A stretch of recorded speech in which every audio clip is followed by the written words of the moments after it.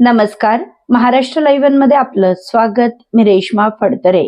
पंचायत समिती मावळ अंतर्गत सुरू असलेल्या व प्रस्तावित विविध विकास कामांचा सविस्तर आढावा घेण्यात आला. या संदर्भातली महत्त्वपूर्ण बैठक आमदार सुनील शेळके यांच्या प्रमुख उपस्थितीत पार पडली.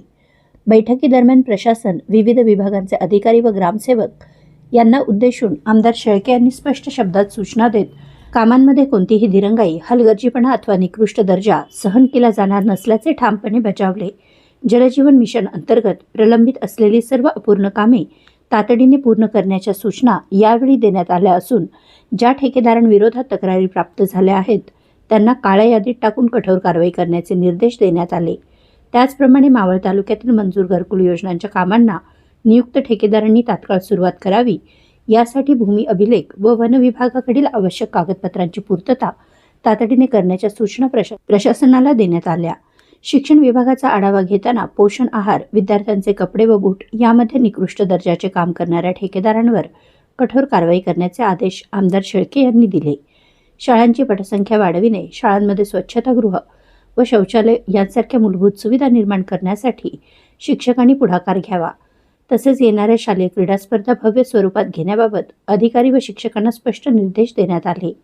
आदर्श शाळांच्या कामांचा आढावा घेऊन उर्वरित शाळांसाठी CSR अंतर्गत निधी उपलब्ध करण्यासाठी प्रस्ताव सादर करण्याचे आदेशही देण्यात आले. तालुक्यातील पाणंद रस्त्यांच्या कामांचा सखोल आढावा घेत संबंधित ठेकेदार व अधिकाऱ्यांना सर्व कामे तातडीने पूर्ण करण्याच्या सूचना देण्यात आल्या.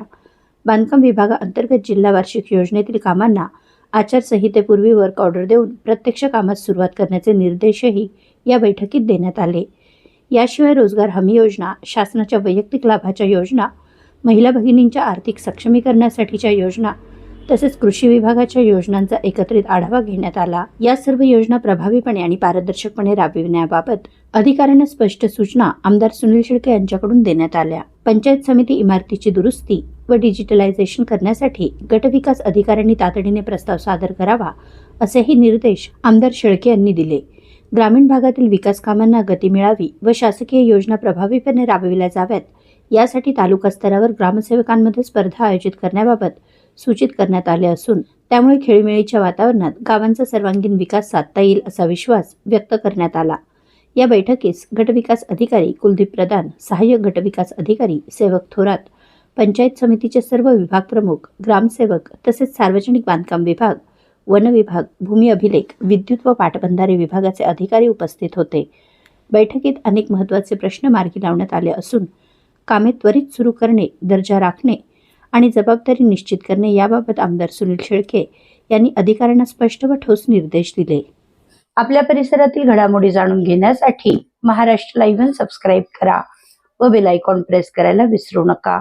धन्यवाद.